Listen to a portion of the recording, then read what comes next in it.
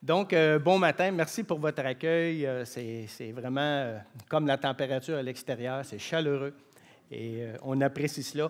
Et on espère qu'on aura pour vous ce matin un rafraîchissement, un message frais de la part de Dieu, inspiré par l'Esprit, par la grâce de Jésus-Christ. Amen. Amen. Combien sont ici pour rencontrer Dieu ce matin? Les autres, vous êtes là pourquoi? Amen. Donc, pour ceux qui sont en vacances, chanceux, profitez-en. Pour les autres, découragez-vous pas, ça s'en vient. Et pour d'autres qui sont passés, pour qui c'est passé, bien, j'espère que vous en avez profité. Moi et Jacinthe, on va se présenter un petit peu. Ça fait 40 ans, en mai dernier, qu'on est mariés. On est parents de 3 enfants. Parents de 3 enfants, 4 petits-enfants, maintenant semi-retraités, je n'ai pas été capable d'arrêter. Et, moi et Jacinthe avons fait la paix avec Dieu, donc on est passé par la nouvelle naissance en mars 1988, important de préciser. Suite à notre conversation qu'on va avoir ensemble, mais conversion, je voulais dire plus, on s'est rapidement impliqué dans notre église locale, moi en tant que diacre, ensuite comme ancien, et Jacinthe à l'éducation chrétienne. On a été membres de cette assemblée-là pendant près de 30 ans.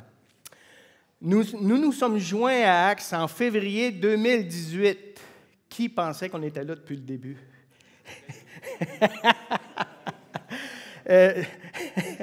Donc, Jacinthe et moi avons la responsabilité, comme ça a été mentionné, de la prière ici, chapeautée par le comité de direction duquel je fais partie. Nous les remercions pour ce privilège que nous avons ce matin de vous partager cette exhortation. Ça va jusque-là?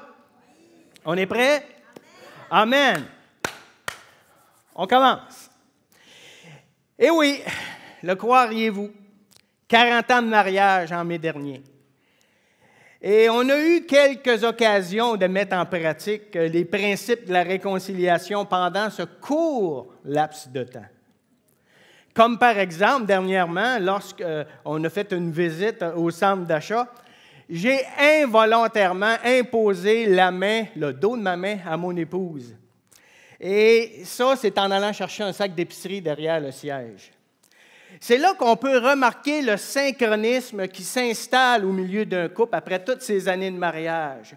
Un qui allonge le bras pour aller chercher un sac, tandis que l'autre se penche pour aller défaire sa ceinture de sécurité, et je vous laisse imaginer la suite.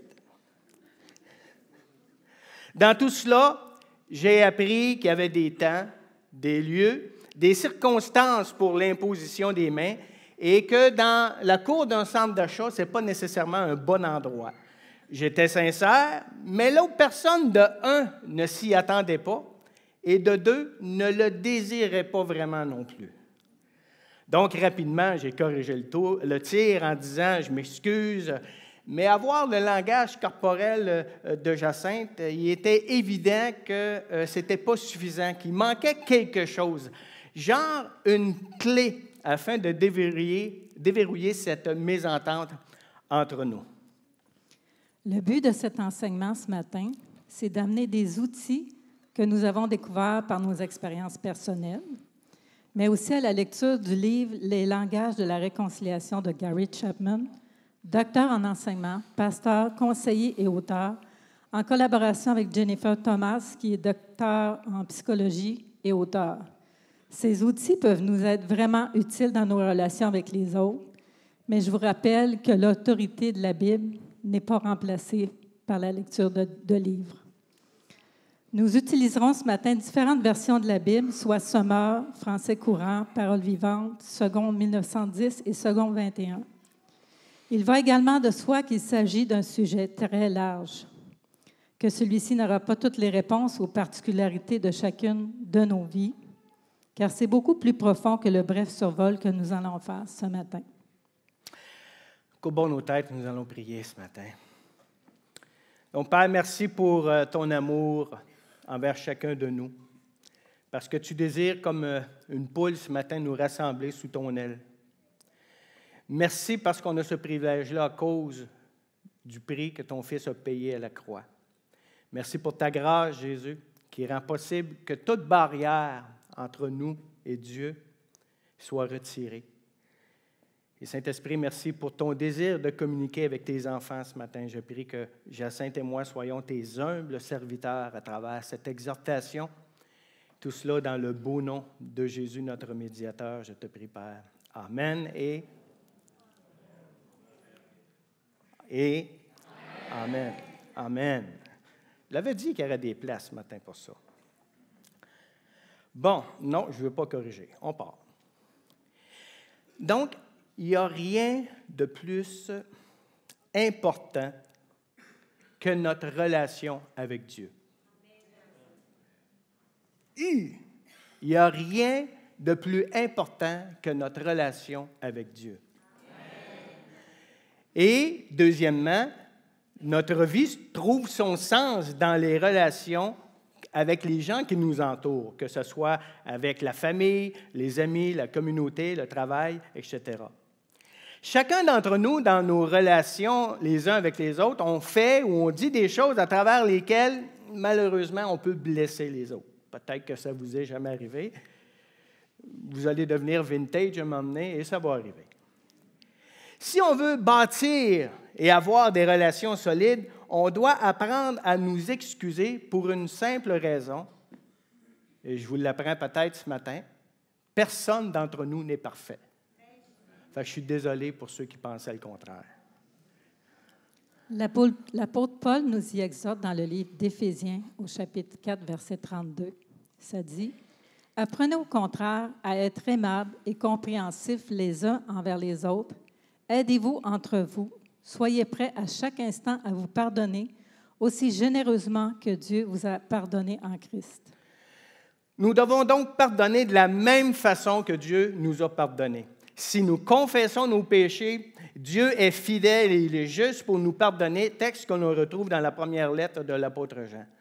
Donc, ceux et celles qui confessent sincèrement leurs besoins de Dieu dans leur vie pourront ainsi faire la paix avec lui à cause du sacrifice de son Fils à la croix, par la conviction du Saint-Esprit, et en bénéficieront en étant réconciliés avec Dieu.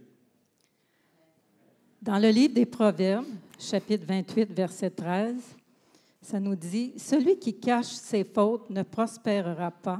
Celui qui les avoue et les délaisse obtient miséricorde. » Donc, ce matin, si nous nions que nous avons fait quelque chose de mal, alors notre relation ne peut pas prospérer ni grandir. Dans Ésaïe, chapitre 59, verset 2, « En réalité, ce sont vos torts qui dressent une barrière entre vous et votre Dieu. Ce sont vos propres fautes qui le poussent à tourner la tête pour ne pas vous écouter. » Quand nous péchons contre Dieu, nous créons une barrière entre nous et Dieu. La même chose se produit dans les relations humaines. Nous mettons une barrière entre nous et cela empêche une communion saine entre les deux parties. Même dans l'Église de Christ, cela peut se produire, frères et sœurs. Dans Matthieu, chapitre 5, versets 23 et 24, « Si donc, au moment de présenter ton offrande devant l'autel, tu te souviens que ton frère a quelque chose contre toi, laisse là ton offrande devant l'autel et va d'abord te réconcilier avec ton frère, puis tu reviendras présenter ton offrande. » Ça pourrait donner quelque chose quand même d'intéressant si on pratiquait ça littéralement le dimanche matin avant le culte. J'imagine combien d'entre nous sortiraient d'ici ce matin pour aller se réconcilier avec quelqu'un et reviendraient par la suite à l'Église de Dieu. Mais où apprenons-nous à nous excuser? La famille, généralement, c'est un bon endroit pour apprendre à présenter des excuses. Et des recherches menées par le Dr. Chapman ont démontré qu'environ 10 % de la population ne s'excuse pratiquement jamais. 10 % quand même. Et la plupart d'entre eux, 85 %, sont des hommes. Certains d'entre Amen. Amen. Amen. Certains d'entre eux ont été éduqués qu'un vrai homme, ça ne s'excuse pas. On est là pour dire la vérité. C'est vrai. Amen. C'est vrai dans le sens où on est là pour dire la vérité. Mais c'est faux qu'un vrai homme, ça ne s'excuse pas. Désolé de la parenthèse. Donc, moi, je me rappelle, si je donne un témoignage, quand j'étais, bon, je ne sais pas quelle grandeur j'étais, mais je n'étais pas grand. Je me rappelle quand j'étais jeune avoir assisté à un échange assez houleux entre mon père et ma mère alors que j'étais dans l'auto. Et les deux personnes que j'aimais le plus étaient en désaccord et montaient le ton l'un envers l'autre. Moi, j'étais assis en arrière. Dans le temps, il y avait comme des divans en arrière dans les autos. Et il y avait des divans. Donc, on était 5 cordés en arrière là-bas. Et j'assistais impuissant à cet échange-là entre mon père et ma mère. Mon père parlait fort à ma mère, qui lui répondit sur le même ton. Mon père parlait encore plus fort à ma mère, et cette fois-ci, elle n'a pas répondu. Le trajet de retour à la maison était très silencieux. Et suite à cela, je n'ai jamais entendu mon père demander pardon à ma mère. Jamais il s'est excusé. Peut-être qu'il l'a fait en privé, je ne le sais pas. Mais je ne l'ai pas vu puis je ne l'ai pas entendu. Et je tiens à dire que j'ai eu un bon père. Il n'était pas parfait, comme son père, comme ses fils aujourd'hui. Et certains d'entre nous n'ont aucune idée de comment faire ça. Ils n'ont reçu aucun modèle d'excuse. Jamais ils n'ont entendu leur père ou même leur mère s'excuser. Il arrive que lorsqu'une personne vient s'excuser auprès de nous, la question qu'on se pose en arrière-plan est « Est-elle sincère? » Et si elle l'est, on est généralement prêt à lui pardonner, mais si nous jugeons qu'elle ne l'est pas, on a du mal à le faire. Se pourrait-il que cette personne-là soit vraiment sincère, mais que la façon de l'exprimer était différente de ce dont à quoi nous nous attendions? Dans ces mêmes recherches menées par Dr. Chapman et Dr. Thomas, ayant pour but de comprendre comment les gens généralement s'excusent, un constat de celle-ci prit forme. 5 catégories en sont ressorties, chacune étant une clé et se retrouvant dans les Saintes Écritures, et nous allons en faire un bref survol ensemble ce matin. La première clé de réconciliation est exprimer des regrets. Je te demande pardon, souvent accompagné des mots « je suis désolé, je m'excuse ». Mais de grâce ce matin, n'utilisons pas ces quelques mots « je m'excuse ». Peut-être que la personne, dans son arrière-pensée, va se dire « ouais, il s'excuse, mais y aurait-tu d'autres choses qu'il voudrait me dire? » La base du message est crédible, on est sincère, nous nous sommes excusés, mais est-ce que ça a été reçu par l'autre personne en donnant la raison du pourquoi on s'excuse? Disons pourquoi nous sommes désolés. Pourquoi nous nous excusons? Exemple, je suis désolé d'avoir parlé fort. Je m'excuse d'être arrivé en retard. Je m'excuse d'avoir manqué ce que tu avais planifié. Et s'il vous plaît, n'ajoutons pas de « mais ». Exemple, je m'excuse d'avoir perdu mon sang-froid et d'avoir crié « mais ». Si tu n'avais pas fait ça, je n'aurais pas crié. Cette façon de faire-là blâme l'autre de notre comportement fautif et annule en quelque sorte les excuses présentées. Dans Luc, chapitre 15, au verset 21, qui est la parabole du Fils prodigue, nous pouvons y lire un exemple de regret exprimé. Ce sont des excuses remplies d'émotions. Le fils essaie de dire à son père qu'il se sent mal à propos de ce qu'il a fait, qu'il souffre parce qu'il a brisé leur relation. C'est ce qu'il dit en résumé. Verset 21. Le fils lui dit « Mon père, j'ai péché contre Dieu et contre toi. Je ne mérite plus d'être considéré comme ton fils. » C'est la première clé de la réconciliation. La deuxième clé est d'accepter la responsabilité. Pour ceux qui parlent ce langage-là, il est important d'entendre quelque chose du genre « j'ai eu tort ». Malheureusement, il s'agit là d'une capacité à interagir dans les relations avec laquelle certains d'entre nous ont de la difficulté. Selon la manière dont on a été élevé, le fait de prendre ses responsabilités et d'accepter ses torts peut être perçu comme un signe de faiblesse et donc donner l'impression de se dévaloriser. Lorsqu'on a cet état d'esprit, on peut rapidement chercher à accuser les autres, à trouver des justifications pour notre comportement quand quelqu'un nous y confronte. Heureusement, Dieu nous a donné la capacité d'apprendre, de grandir et de gagner en maturité. Assumer réellement ses responsabilités implique dire « j'ai eu tort » sans rien ajouter, aucune excuse ou justification. Connaître et reconnaître la différence entre « j'ai eu tort », notre culpabilité, et « je suis une mauvaise personne » qui est de la honte. S'approprier le droit de ressentir des émotions négatives telles que la colère, la frustration, mais en admettant que c'est incorrect de faire subir ces émotions-là aux personnes qui nous entourent, à s'en prendre à elles, à s'enfermer dans le silence, parce qu'en passant, s'enfermer dans le silence, c'est une violence passive. À quoi voit-on qu'une personne ne prend pas sincèrement ses responsabilités? Elle accuse les autres d'être responsables de ses comportements.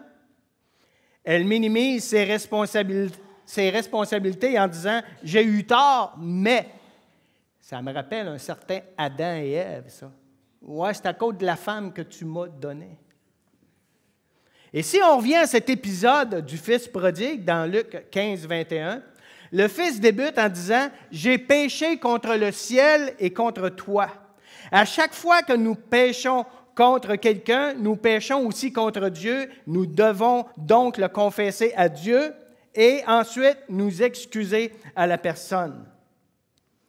Dans la première lettre de Jean, on nous y exhorte au chapitre 1, verset 9.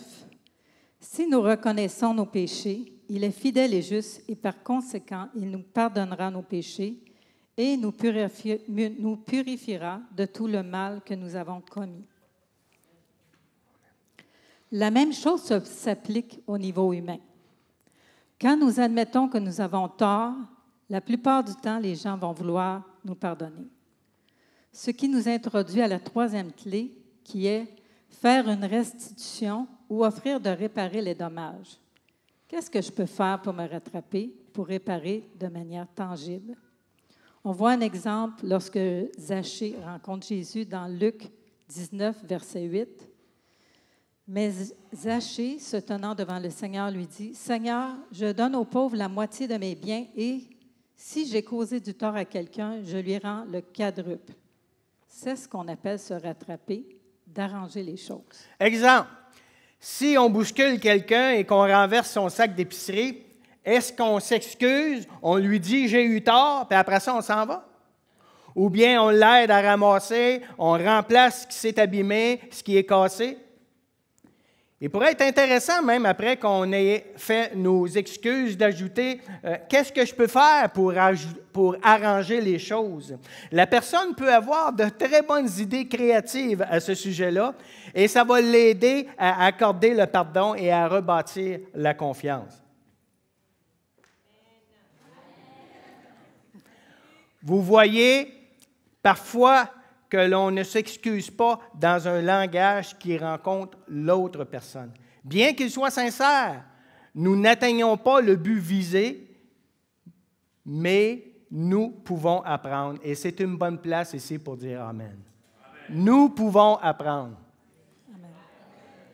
Nous pouvons apprendre. Nous avons appris. Vous pouvez apprendre. Amen. La quatrième façon de s'excuser est se repentir sincèrement. L'Évangile de Luc, chapitre 17, verset 3, nous dit « Prenez donc bien garde à vous-même. Si ton frère s'est rendu coupable d'une faute, reprends-le, et s'il change d'attitude, autrement dit, s'il se repent, pardonne-lui. » Le repentir ne s'arrête pas à ces trois phrases. Je suis désolé, j'ai eu tort, comment puis-je arranger les choses? Il consiste aussi à dire « j'essaierai de ne pas recommencer ». Il peut être aidant d'élaborer même un plan pour y arriver. Ça permet à la personne de voir que nous reconnaissons vraiment que notre comportement n'était pas le bon et que nous avons l'intention de changer. Des excuses sincères doivent comprendre le désir de ne pas répéter l'offense. Il faut prendre conscience du caractère destructeur de notre attitude actuelle, que nous regrettons la souffrance qu'on inflige à l'autre personne et que l'on décide de changer de comportement.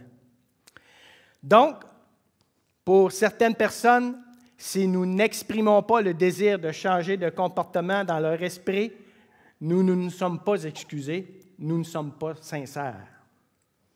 La cinquième et dernière clé, demander si la personne nous pardonne.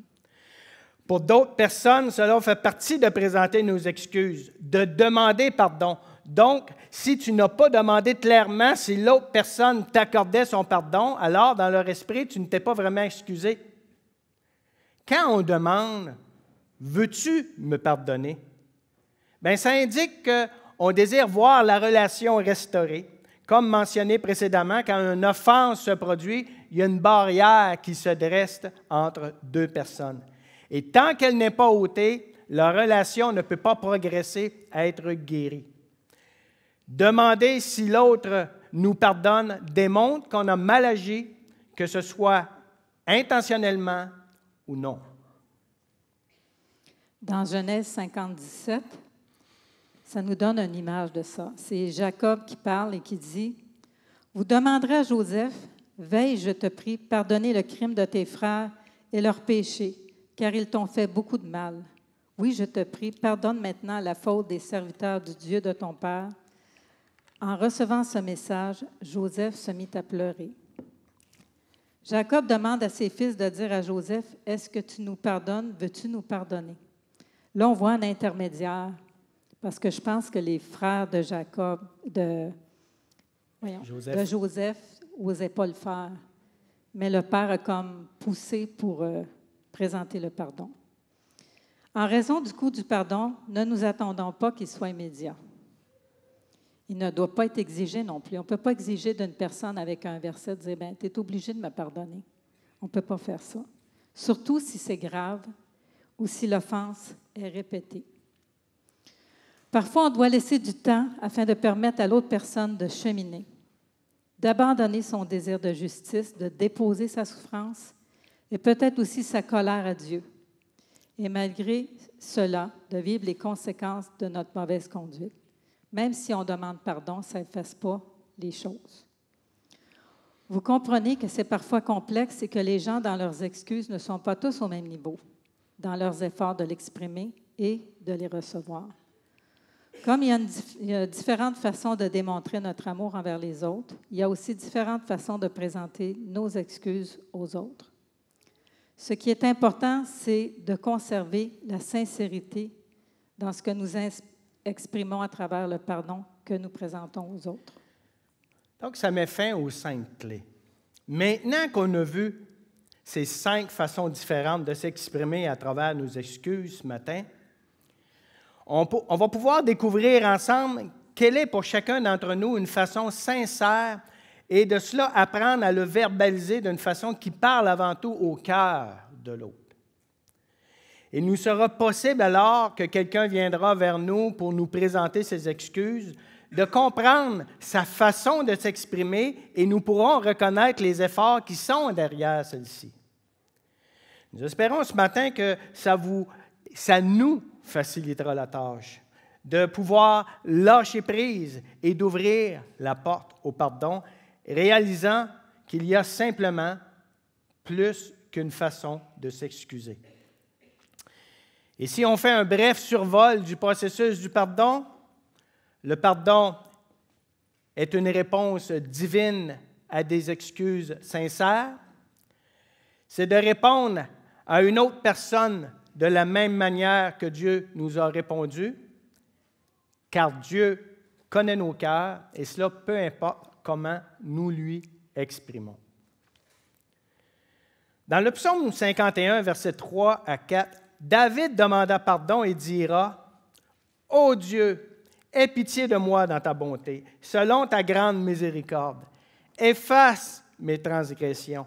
Lave-moi complètement de mon iniquité et purifie-moi de mon péché. Donc, on voit dans ce verset-là 3 façons que David demanda à Dieu de lui pardonner. Premièrement, efface mes transgressions. Donc, une confession et pardon de la faute qui le sépare de Dieu. Deuxièmement, lave-moi complètement de mon iniquité. La sincérité dans le pardon. Et troisièmement, purifie-moi de mon péché, ce désir de ne plus recommencer. Mais rappelons-nous quand même que le pardon n'efface pas tout ce qui se trouve dans notre mémoire, que le pardon n'enlève pas non plus toutes les émotions douloureuses, mais qu'il enclenche un processus de guérison, cicatrisant la blessure, qu'il n'efface pas toutes les conséquences du mal, mais peut nous amener la paix.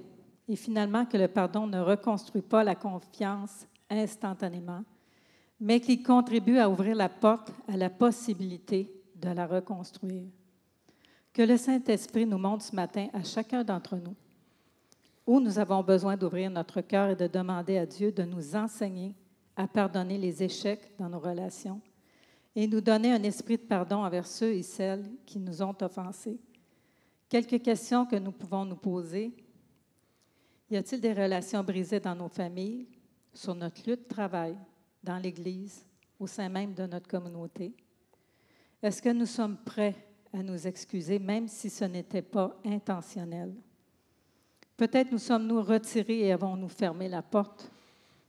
Avons-nous besoin de demander pardon, de nous être isolés de cette relation? Et ce matin, j'aimerais vraiment avoir votre attention parce que je vais me rendre vulnérable et je vais vous partager un aspect dans ma vie où j'ai eu à mettre ce processus, où j'ai vécu ce processus-là et j'ai eu à le mettre en pratique. Vous le savez, lorsqu'une personne arrive avec un arrière-plan différent au sein d'un leadership d'une Église, il y aura forcément des ajustements d'une part comme de l'autre. Certains vont se faire facilement, tandis que d'autres vont être plus difficiles. Cet ajustement doit se faire avec une bonne attitude. Au début, ça peut sembler facile, mais à la longue, cette bonne attitude peut devenir une source d'irritation et avec le temps, on peut commencer à se sentir incompris. L'irritation, l'incompréhension, voilà un terreau fertile pour y cultiver l'amertume. C'est ce qui s'est produit dans ma vie. L'amertume a doucement déployé ses racines dans mes pensées et le diable en a profité pour les amplifier en m'isolant. En ajoutant à cela la médisance dans ce mélange malsain, allant jusqu'à influencer mes interactions envers les uns et les autres, j'étais vraiment contaminé, frères et sœurs. Et même si Dieu utilisa différentes personnes pour me sensibiliser à cela, je ne le voyais pas. J'étais aveuglé. Jusqu'au jour où un frère m'a partagé que le Saint-Esprit lui avait donné une impression, une image pour moi, et il m'a demandé s'il désirait, si je désirais qu'il me la partage, et j'y ai dit oui. Et ici, je veux faire une parenthèse. On ne partage pas tout ce que le Saint-Esprit nous communique. Il faut être sage spirituellement avec ça. Lorsque ça arrive, demande-toi si tu aimerais, toi, te faire dire la même chose que tu vas dire à l'autre personne. Demande-toi quelle est ta relation avec cette personne-là. Est-ce que c'est un bon ami ou tu ne l'as jamais vu? Demande-lui la permission. Et pose-toi cette question. Est-ce que ça édifie? Est-ce que ça encourage? Est-ce que ça console la personne qui la recevra, comme nous le mentionne 1 Corinthiens 14:3? Si oui, avec amour et respect, partagez cette parole, cette impression, cette image, afin qu'elle débute son œuvre chez l'autre personne. Et si ce n'est pas le cas, et que ce que vous croyez recevoir avertit, condamne et reprend, possible que ce soit de la part de Dieu, comme possible que ce ne le soit pas non plus. Donc, s'il vous plaît, si vous avez ce genre d'image, d'impression, communiquez-la au comité pastoral, communiquez-la à une des personnes du comité de direction. Restez pas avec cette image-là, cette impression-là, si elle rencontre cet aspect-là, parce que ça peut être quelque chose qu'on a besoin de savoir, mais c'est en privé qu'on avertit et c'est en public que l'on exhorte. Fin de la parenthèse. Donc, un frère a eu quelque chose pour moi. Je m'en rappelle encore, c'était un vendredi soir. Ce n'était pas une belle image. Ce n'était pas nécessairement édifiant, exhortant et encourageant. Par contre, je connais le frère. Nous sommes de bons amis et je sais qu'il voulait mon bien. Je sais qu'il désirait me voir épanoui dans ma foi et dans mon implication au sein du corps de Christ. Il n'est pas arrivé vers moi en disant « Ainsi parle l'Éternel » ou encore « Tiens, j'ai reçu ça ici, il faut absolument que je te le dise. » Non, il m'a parlé avec amour, avec sagesse, avec respect. Comme je viens de le dire, cette attitude-là est importante. Dans ce qu'il m'a partagé, Dieu a utilisé cela pour me faire comprendre que l'ennemi faisait croître des racines d'amertume en contaminant mes pensées de ce sentiment d'être incompris. Il était à l'œuvre pour que je me disqualifie et brise l'unité au milieu de nous. Il fallait un élément déclencheur et ce partage a eu cet effet-là chez moi. Dieu enleva les écailles de mes yeux car ma vision des choses était infectée. J'ai réalisé que j'étais aveuglé et j'ai alors compris, avec la conviction du Saint-Esprit, que je vivais dans l'amertume, que je devais exprimer mon regret, que je devais avouer que j'avais eu tort, que le désir de réparer l'offense soit présent, qu'un repentir sincère prenne place en demandant « Pouvez-vous me pardonner? » Mon défi dans cela, alors que mes yeux se sont ouverts spirituellement parlant, a été de me rappeler à qui Dieu avait remis la direction de l'Église et de m'y soumettre. Et cela, malgré les idées et les façons de faire qui peuvent bien souvent nous sembler de bonnes idées et la bonne façon de faire. Ce qui m'a conduit à cette déclaration, à déverser mon cœur envers mes frères dans le comité de direction qui était présent ici un dimanche matin en arrière. Pardon, frères, pour mon attitude, mon amertume envers vous. J'ai besoin d'aide pour traverser et sortir de cette amertume dans ma vie et dans mes pensées. Pouvez-vous m'aider? Pouvez-vous me pardonner? Aimeriez-vous savoir quelle a été leur réponse suite à cela? Et c'est là que c'est venu me briser. Cette réponse-là de leur part m'a carrément brisé. Parce que je ressentais que je m'avais disqualifié. Je m'attendais vraiment à un « Ouais, on peut bien te pardonner, mais tu comprends que… » Non, ça n'a pas été ça, leur réponse. La réponse a été « Ben oui, mon Luc, on va te pardonner, puis on va t'aider en plus de ça. » Et pour moi, ce matin, être ici devant vous, de vous partager cela, c'est de vivre encore aujourd'hui ce pardon en action. Ce n'est pas toujours facile, mais il faut arriver à cet endroit pour une relation saine, pour un leadership uni. Il faut arriver à cet endroit-là. Parce que c'est possible d'avoir de l'unité dans la diversité. Et je ne sais pas qu'est-ce que vous en pensez, mais je pense que c'est un bon endroit pour dire Amen ici ce matin. Amen pour le pardon de Dieu à son égard envers moi et Amen pour le pardon des frères et sœurs à mon égard également. Amen, amen, amen. L'équipe de louange pourrait venir nous rejoindre, s'il vous plaît. Certains d'entre vous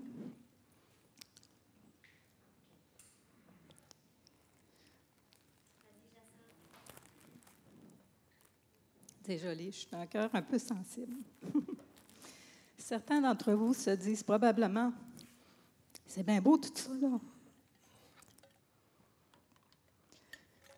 Mais tu ne sais pas ce que j'ai vécu. Et vous avez raison. Je ne connais pas toutes vos blessures, mais Dieu les connaît. Et j'ai eu ma part de blessures dans la vie. Mais ce que j'ai appris, ce que je sais, c'est quand on se retient de pardonner, on garde quelqu'un prisonnier. Et ce prisonnier-là, c'est nous. C'est pas l'autre personne. C'est pas l'autre personne parce que des fois, elle n'en a même pas conscience. Puis dans certaines situations, il est difficile de relâcher là où les personnes, de relâcher le désir de réparation, de justice et même de restaurer la relation. Et parfois, il est préférable de ne pas se remettre en situation de vulnérabilité, surtout s'il y a eu violence. Mais là où je veux en venir ce matin, c'est à propos de toi. Celui ou celle qui a été offensé, blessé, peut-être même brisé, et te dire qu'il existe un chemin vers la guérison de ton cœur et il passe par le pardon. Je vais le répéter. Mais là où je veux en venir ce matin, c'est à propos de toi, celle ou celui qui a été offensé, blessé, peut-être même brisé, et te dire qu'il existe un chemin vers la guérison de ton cœur et il passe par le pardon. Mais qu'est-ce qu'on fait si l'autre personne ne reconnaît pas ses torts? Ou si elle n'est plus là? Ou même si elle est décédée?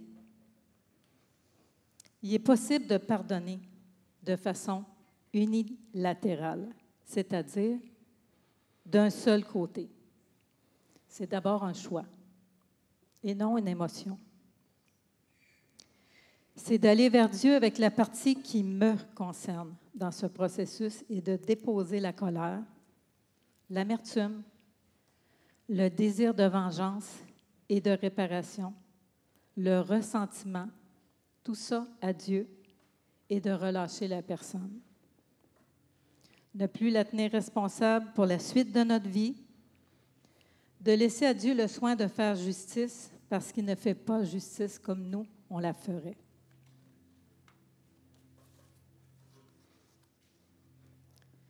Dieu va et veut restaurer ta vie dans ce processus et te libérer de cette douleur. Rappelons-nous, c'est un processus. Ce n'est pas instantané. On ne peut pas changer ce qui est arrivé, mais nous pouvons croire que Dieu a la capacité d'en tirer du bien, de changer le mal en bien. C'est ce qu'il a fait dans la vie de Joseph, dans la mienne, et c'est ce qu'il veut faire aussi dans votre vie. Amen.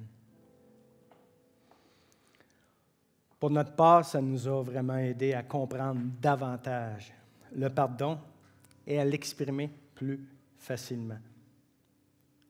Et c'est ce que nous prions également qui se produise dans chacune de nos vies ce matin.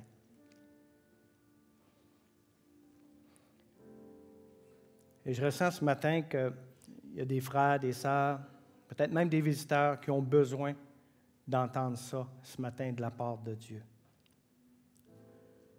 Que Dieu te dirait à toi, « Ben oui, mon Luc, je te pardonne, puis je vais t'aider. » Et personnalisez-le ce matin. Au lieu de Luc, placez votre prénom. « Ben oui, mon Roger, mon Marc, ma Carole, mon... Peu importe. Ben oui, je vais te pardonner. Puis je vais t'aider. »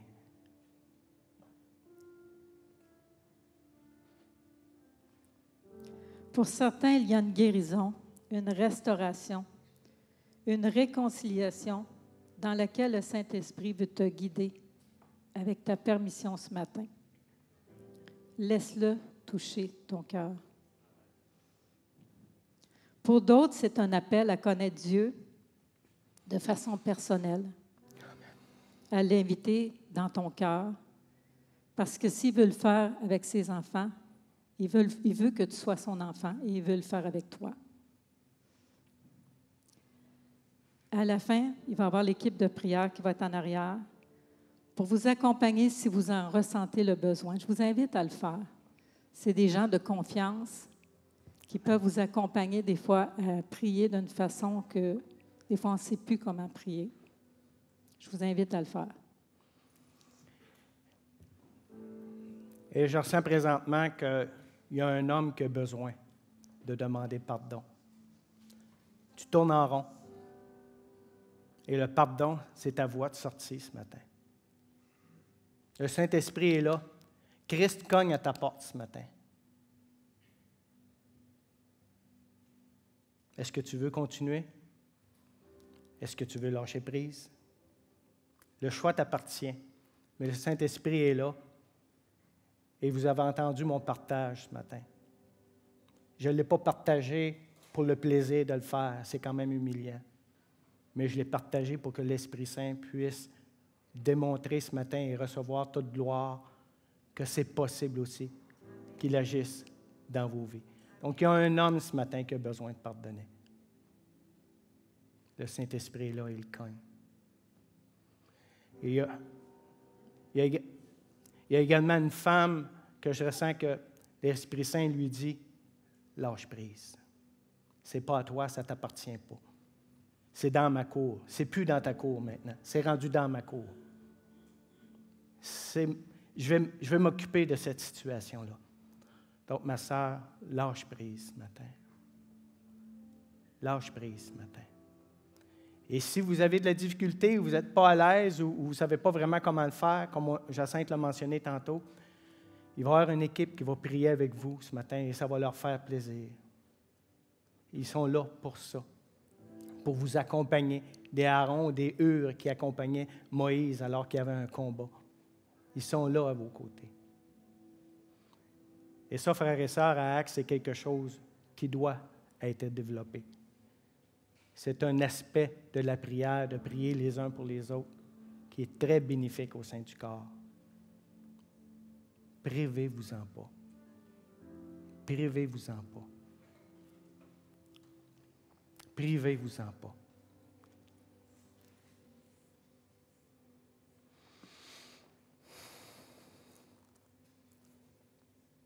Fais ton œuvre, Saint-Esprit, ce matin. Parle au cœur. Vois, Père, le partage que nous avons fait ce matin. Donc, on te le retourne et qu'il puisse faire cet effet-là, Seigneur, de ne pas retourner vers toi, sauf en ayant fait l'effet que tu désires dans chacun des cœurs ce matin. Nous sommes tes outils et, Seigneur, nous sommes ton corps. Et ensemble, ce qu'on désire, c'est toujours plus de ta grâce, de ton amour et de cette communion. Oui, Père, nous le savons, nous sommes imparfaits. Et Seigneur, toi, tu connais toutes nos relations, chacune d'entre elles. Tu les connais. Tu sais qui nous a offensés et tu sais qui nous avons offensés. Aide-nous à y faire face avec amour, comme tu le fais avec chacun de nous, et de chercher à se réconcilier avec eux, si cela est possible, en autant que ça dépende de nous. Père, je prie que les relations soient améliorées et restaurées suite à cette exhortation ce matin inspirée par ton Esprit, à chaque endroit où tu nous conduiras, chacun d'entre nous. Dans le puissant nom de Jésus-Christ, je te prie. Amen. Bon matin.